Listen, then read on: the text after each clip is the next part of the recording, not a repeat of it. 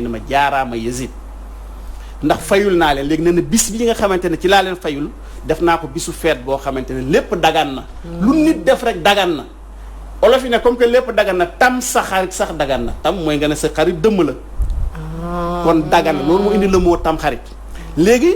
comme que lépp dagan na moo tax ngeen di gis suñu société bi su tam xarit ñëwee ñu naan sàcc dagan na guddi googu loo ci def amul bàkkaar léegi ne bi mu waxee loolu su fête bi loolu ñu fête boobu mu organisé woon ne tout est permis su anniversaire bi ñëwee arabe bi dañ daan def ne comme que lépp dagan te ñoo bëggoon jigéen ñoom ñu bëgg affaire de sexe ñu ne kon góor bu la neex nga dem sëy ak jigéen bu la neex maanaam ku am jëkkër ak ku amul jëkkër ci jouru tam xarit bi noonu lañ doon def comme que lépp c'est permis ñu ne góor bu mu neex nga dem sëy ak jëkkër ku nekk ku am jëkkër su la neexee nga dem ci sa jëkkër wala beneen jëkkëru jàmbur ku amul jabar tam jour boobu toutes les femmes sont pour tous les hommes mais bi ñu ko commencé def 1 an 2 ans nit ñi commencé am gàcce ñu ne léegi kon na góor ñi di sol yëre jigéen ñi di sol yëre góor on ne saura pas qui fait quoi loolu moom moo indi travestissement bi ngeen di gis loolu moom moo ko indi léegi nag ñu déclarer fête bi mais pour que ñu jox ko benn aspect religieux il faut que ñu trouver ko justification dans l'islam ñu ne kon nañu wax ne ci la at mi commencé mais gis nga dañ ne le menteur a une faible mémoire yaakaar nañ loolu dina jàll mais su nit ki xalaatee te loolu 10e jour bi la woon premier jour kon loolu du jàll finalement ñu jël seen sëriñ yi comme foo dëkk boo dem dafa am ay sëriñ yu ak sëriñ yu corrompre ne leen kon nañu inventé ay addis wax ne bis boobu ci la yonent yàlla aadama ci la tuuboon yonent yàlla noohin ci la gaalam nga accosté pour trouver une justification mais même bu dee loolu dëgg la ce n'est même pas vrai su ma la déggee baal ma ñi doon jëf jooju ñoom dañ doon woote ne ay jullit lañu. ñoo nekkoon xalifa musulman yi c'est eux qui dirigeaient l'islam parce que dama ne dañoo arraché xilaafa bi ci waa kër yonent bi di ko exercer c'est eux soo déggee ñuy wax l'empire omeyyade après ñu ne l'empire abbasside loolu c'était les khalifes omeyyades mais ils dirigeaient un empire qui allait de la Russie actuelle jusqu'au lac Tchad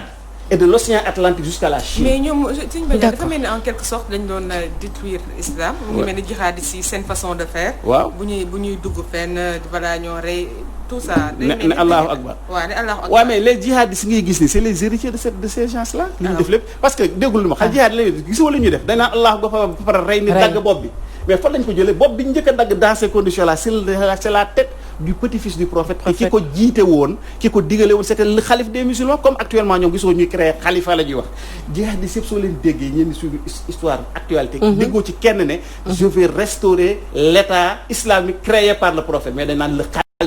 xalifa mooy lan xalifa moom mooy déviation islam bi am après le prophète kon ñooñu nekkuñ ci islam en quelque sorte mais ñoom ñoo yor l'islam officiel ñoom ñoo jàngale les omeyyades ñoom ñoo indi islam fii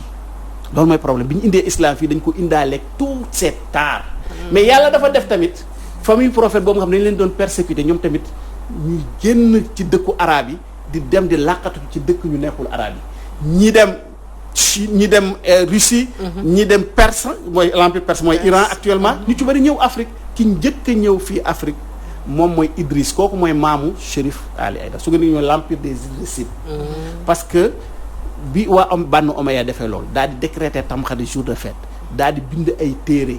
bon dans tout le monde musulman te loolu nii lay demee ci la waa kër yonent bi ñoom tamit jóg wane ne déedéet jour boobu ci la ñu rey sunu maam Ousseyn te yonent bi xamoon na ko parce que yàlla waxoon na ko liy xew ba àddina di tukki nee na bis boobu dina am sama ginnaaw sama saaba yi ak sama doom seen doom yi nañ rey sama doom def ko bisu feet waaye bis boobu su jotee ni ngeen ko def bisu dëj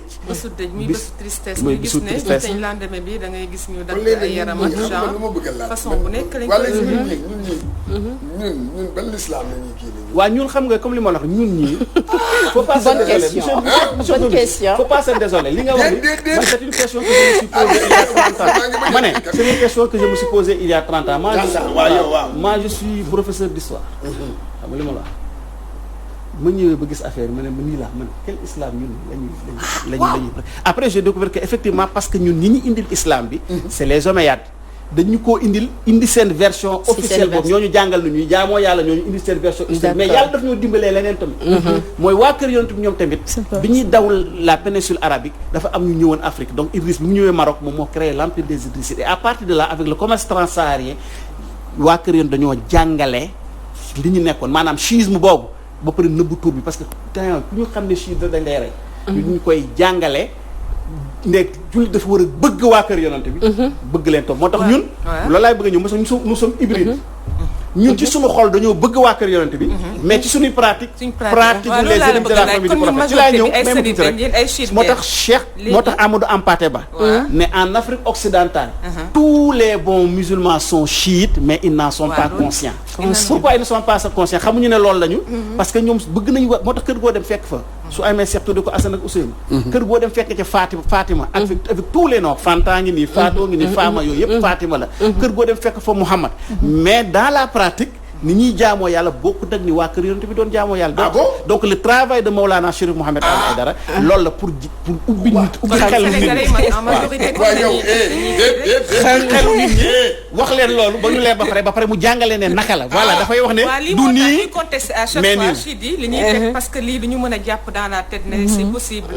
mais xam nga li ma xam nga le possible léegi ñun li ñuy jaamu c'est contrairement à ni ko waa kër yonent bi defee xam nga dama xam nga ñun jaamuwuñu xam nga ñun ay historien yow nag ñun ay philosophe xam nga duñu ay man du ma philosophe historien la l'histoire c'est sur du concret mais regardez le constat actuellement comme ni nga wax nañ jël rek kaaw tamxarit su jotee mais ñiy feete tamxarit nañ ñu wax ñoom lan la ñuy feete su dee korité xam nañ lu ñuy feete ci la koor gi jeex su dee tëbaski mooy feetu aj su dee gàmmu ci la yonent bi judd mais tamxarit lan koy feete lan ngay feete wax ñu ko bu te buñu kenn wax ne c'est le début de l'année parce que mooy 10e jour qu'est-ce qu'on fait mais ñun ñu koy def dëj xam nañ li ñuy fekk parce que ñu commencé nañ dëj bi depuis démb. moo tax ngeen nekk moo tax ñu sol en noir ñeneen ñi dañuy sol en blanc 10 jours yëpp dañuy sol en noir. Imam Moussa Al Kazim nee na moom maamam. su 10 jours yi commencé kenn doonu ko gis mu ree da daan nekk dans une tristesse profonde et 10e jour muy jooy ñu ne ko lan la mu ne c'est le jour où on a tué mon grand-père. ba pare nag les musulmans n'en sont pas conscients ñu ngi koy fêter. ñun 10 jours yëpp dañuy def ay cérémonies de deuil toutes les nuits. raconter l'histoire de Karbala wax lan moo fa xewoon et quelles sont les leçons qu'il faut tirer de ça def ay chants dañuy jàng mais c'est des chants funèbres ay chants wu dëj xale yi di ko jàng mag ñi di ko jàng nit ñi mais soo demee ci internet di nga gis ñu fi def depuis plus de ñu koy def Sénégal Maolana d'ailleurs comme li ma comme moom dafa bëgg def toujours lu leer même bala bi mu fi ñëwee en 2007 il a convoqué tous les savants du monde au CICES ici lan moo nekkoon thème bi Achoura jour de deuil ou jour de fête tous les grands intellectuels sénégalais les universitaires oustaz ñëw nañu sëriñ si ñëw nañu ñu jógee aux 4 coins du monde et la conclusion c'était quoi c'est que Achoura n'est pas un jour de fête c'est un jour de deuil mais lii boo ci toogal nag beneen oustaz wala beneen religieux dina am ay suñ ko ñemeetee ma ne soo gisee oustaz bu ko ñemee man def naa ci ay débat oustaz mais man dama gis gisatu ba oustaz ma ne oustaz bu ma ñemee affronté ci loolu laa gisatu soo gisee oustaz bu ko ñemee na ñëw nañ ko jéem a créé bii di ñëw bi lañ fa mel waa déjà léegi ñu wax ci Achoura ci aspect sunite ak aspect ci lay gën a neex sax d'ailleurs Fanta moom la indi woon comme tey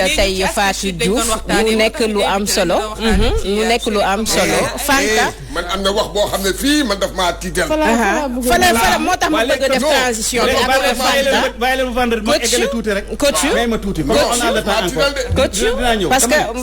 baal ma tuuti rek parce que tey Fanta dafa amoon comme invité pour waxtaanee li nga xamante ne moom mooy tamxarit donc invité moom xëy na am na gàllankoor ñëwul comprendre nañ ko ci taw bi mu fekkee am na question boo ko bëgg a laaj ñu bàyyi la nga laaj ko directement Fanta waaw laaj bi ndax heure bi jot na dafa mel ni tey man li mu indi ak moom Fatou Diouf Faye li mu indi ñoo méngoo mais dañu bëggoon a laaj exactement lan mooy tamxarit lan moo tax tamit nit ñi bu tamxarit jotee ñi solu comme solu góor ñi nañ ma baal ci wax yin gi jigéen ñi tamit ñi solu comme góor ñi te tamit lan moo tax tamit jouru tamxarit bu ñu lekkee ba pare ñu ne dañu war a dëpp ndab yi wala nuñ koy waxatee malaaka baa ngi ci suuf bi nekk ci kaw léegi dañu bëggoon a xam ci diggante googu lan moo ci dama ne loolu rek gis nga li Maulana Chérif di wax nee na yonent bi yàlla njëkk a yónnee ci doomu aadama xam nga mooy yonent yàlla xel yonent yàlla xel nit ku nekk da nga war utiliser sa xel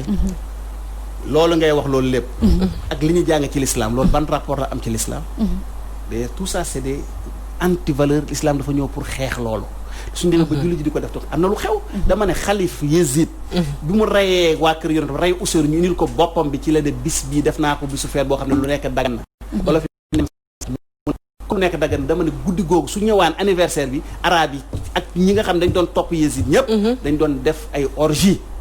góor bu mu neex nga dem coucher ak jigéen bu la neex suñu demee bi ñu demee ba nga xamante ne am nañ ci kersa ñu ne góor ñu di sol yëre jigéen ñi di sol yëre góor kenn du xam lan moo xew mais am na yeneen ustaas yoo xamante ne tamit côté boobu foofu noonu duñ ko nangu parce que dañuy wax ne lépp lu nit di def rek li nga xamante ne sunu borom moo tere li nga xamante ne mooy sàcc donc maanaam jël alalu jàmbur. waaw dama ne ñoom ñëpp ils essaient de se justifier a posteriori parce que ñoom suñu demee ci li ñu gëm ñoom bu dee dañoo gëm ne ay sunnit lañu donc ils suivent cette voie là dañoo dem ba rencontrer ne xam ne ça ne marche pas moo tax ñu bari sax dañoo defaat retour soo ku ci mel El Hadj Moustapha Gueye man bi ma nekk xale ba léegi mu ngi def ay waxtaan ci Achoura mais l'année dernière ku suivre ci YouTube ak li mu ci def wane na ne moom nee na c'est illégal dafa xaraam ñuy feete tam xarit. donc parce que bu dee cere yi lan moo ko indi cere yooyu itam lan moo ko indi comme ñoom dañoo affamé woon waa kër yonent bi guddi googu ñoom reeruñu ca su bëgg ñu rendi leen ñu nañ leen di ñaawal pour wane ne ñoom lekk ñu woon déggoo sax woy bi sax dañ ko daan woy fi mais duñu def attention même Mamboori Jimbiri da ko doon woy ñu naan Ousseynou naanul Maymuna naanul xanaa déggi kaw sara la ñuy naanee xanaa day wane Karbala donc bi ñu leen di rey nan la jëlee jour Tamxarit du ñuy lekk donc ñun jour Tamxarit naka lañ ñuy def suñu xëyee suba ñu su bari ñu dañuy abstenir ci lekk ak naan maa doo woor parce que ñun woor jour dëj kenn du ko woor comme que loolu ñi ko créé woon ñi créé woor gi mooy ñu rayoon waa kër yonent bi pour trouver un aspect sain à ce jour là te sax lay bi ñu ko layal sax ça ne tient pas la route ñu naan yonent bi dafa fekkoon juif yi di woor mu ne lu ngeen di woor ñu ne jour bi la ci leen yàlla Moussa mucc ci Firawna dañ koy woor pour màggal ko yonent bi leen kon déwén su ma fekkee dinaa ko woor mais ça ne marche pas ku mel ni yonent yàlla Muhammad sallallahu alayhi wa sallam il a besoin d'interroger les juifs pour xam ban la yonent yàlla Moussa mucc te sax la preuve jour bi juif yi di feete yonent yàlla Moussa bi muccee ci Firawna c'est la Pâque loolu mooy Pâque duñ ko woor dañ koy lekk yu neex lañ ciy def ça ne marche pas ensuite yonent bi mën na dundee juif yi pendant 10 ans xamul ne dañ koy feete mu ñëw di rencontrer un juif dans la rue de Médine mu koy wax loolu mu naan déwén def na pèlerinage daajee ne déwén du ma fekk ba naan déwén su ma fekkee dinaa ko woor ça ne marche pas donc ñoom ñoo defoon vœu ne suñu reyee waa kër yonent ñibbi seen kër te dara jot la ñoom nañ ko woor pour sant yàlla parce que ils ont eu la vie sauve waa kër yonent bi sont morts moo tax ñun duñ ko woor te dañuy réprouver lu ko woor mais jour Tamxarit bi suite yu bari dañuy abstenir de manger bañ a lekk bañ a naan ba jour bi ñu rey imam Hussein pour fàttaliku xiif ak mar bi waa kër yonent bi maroon sallallahu alayhi wa sallam pour solidariser avec ñoom mais duñ ko woor duñ am yéene woor ensuite le matin dañuy jaalente comme ni ñu ko xamee fii Sénégal ku nekk ñu ne maa ngi jaale yonent yàlla Muhammad maa ngi jaale Seydina Alioune maa ngi jaale Fatimata bintu Rasul maa ngi jaale Assane ci seen doom ji seen rakk bii nga xamante bis bii lañ ko rey ba pare di ko def feet suñu jaalente ñu raconter l'histoire li fa xamante loolu ku dégg li fa xew nga xam dañoo dem ba les bébés ñu leen di tirer ay flèches yu dee ñaata ngeen Sénégal xam naa heure bi dem nañu man xaw ma ñaata lañu Sénégal franchement xaw ma en tout cas naar yi moom dañuy exagérer ñoom xam ne ñoom nee nañ mat nañu 1 million mais bu dee arabe bi foofu la ëppee bu dee ci naar waaw Sénégal minorité la c'est une minorité les chiites sont une minorité au Sénégal chiites sont une minorité donc bisu Tamxarit bi loolu lañ ciy def ak ñaan ak ziyaare imam Hussein ak loo xam ne Sénégal yëpp dañ koy def mais ñu bari xamuñu tax nen na da nga jàng fukki junni ixlaas ñëpp dañ koy def ñu bari lu tax ñu jàng junni xul walla il faut se poser la question gis nga monsieur Gomis Sénégal fii li ñu fi xam mooy su nit faatu dañ koy jàngal lan fukki ixlaas ak benn mais kooku mooy nit ko ordinaire koo xam ne dafa dee d'une manière naturelle wala nu mu mën a dee mais ki nga xamante ne jullit yi ñoom ñoo décidé dañ koy rey te kooku moom mooy sëtu yonente bi mu desoon ci kaw suuf ñu ne kooku soo koy ñaanal da ngay def junni ixlaas ndax soo ko ci defee moom day non seulement yaa ngi koy ñaanal ak ñi mu àndaloon dee Karbala mais yaa ngi ciy boole waale bépp jullit bu mas a faatu dëpp ci yonente yàlla Aadama ba loolu mooy secret wu 1000 ixlaas 1000 yi am na solo Fatou Diouf xam naa ne ni ngeen ko waxee dañuy wax oustaz Assane mu ñëw fi bokk ak moom jotaay bi ci kàttanu yàlla comme ça ñu gën a yaatal waxtaan bi li nga fi indi tey am na solo lool veyu Tamxarit bi veyu Tamxarit incha allah su ko defee samedi la incha allah ñu ciy ndokkeel jullit yëpp ci at mu bees mi nga xamante ne dugg nañ ci moom la ñu waroon njëkkee sax Fatou Diouf li nga indi tey am na solo lool waaw macha allah gërëm rek moom Serigne Aline Badiane di professeur d'histoire boo ko déggee muy kii da wax rek da nga comprendre waaye ci wàllu chiite la doon waxtaanee ak ki nga xamante ne mooy ki ñu waxtaanee royukaay di Chérif Mouhamad Ali Aïdara di imam chiite donc bu représenté chiite Mouzahir fii ci Sénégal waxtaan nañ ci bari mais des na point yu bari yoo xamante nañ ko développé dégg si donc voilà incha allah nañ ci ñëw ak yeneen jotaay. d'ailleurs parce que livre yi nga ci indi bari na. xam naa ci beneen émission sax dinaa la. incha allah waxtaanee ak livre yi nga xamante ne def nañ ko ci wàllu chiite parce que bëgg nañoo tamit xam. parce que bu ñuy wax chiite wax sunnite gis nañ confusion yi ci am. donc dañuy gën a bëgg am éclaircissement ci mbir mi. parce que révélé nga ñu yoo xamante ne fii. mën nañoo xam am nañu curiosité bu baax a baax a baax. voilà loolu mooy mission Mawlana Cheikh Mouhamed Ali. jërëjëf maamam yonent bi yàlla daf ko yónni woon ci jamono joo xamante ne ñi xamuñu woon yàlla. mu génn àddina ñu dem ba nit ñi tam réeree l'islam. yonent yàlla nag waxoon na ne balaa àddina di tukki ay sëtu yonent aux quatre coins du monde dañ leeral daal l'islam proposé ko ni ku mu neex jël ku mu neex bàyyi. mais ngeen préparé xam ne xeer peut-être dina dal fu nekk. parce que non loolu yàgg nañ ko ñun depuis bi ñuy commencé liggéey ba léegi ci ay xeer lañu dal à tout point de vue yenn sëriñ seeg yenn ustaas yeeg autorité étatique ci lañ ne. d'ailleurs c'est la preuve que comme ñu mel ni yéen ay journalistes nekk ci xam li xew ci réew mi su ngeen demee ba xamu leen ñun li ñuy def. c'est parce que y a problème quelque part. moo tax kon li ñuy def am na lu koy gàllankoor. ci loolu te loolu moo ñu dundal. moo tax baax na quand même ngeen ñu leeral askan bi ngeen bokk ak suñu nitu diine yooyu wala borom xam-xam yi nga xamante ne ñoom